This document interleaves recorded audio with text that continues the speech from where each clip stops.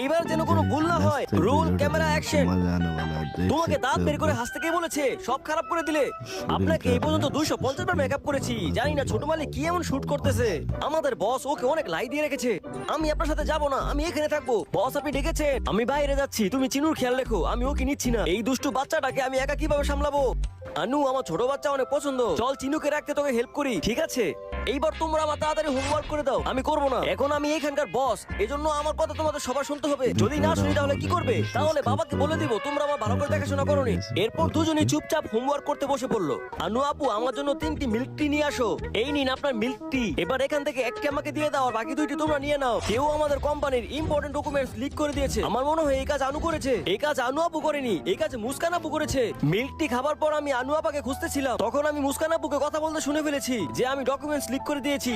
এই কোম্পানির ছোট মালিক হিসেবে আমি মুস্কান। এইবার যেন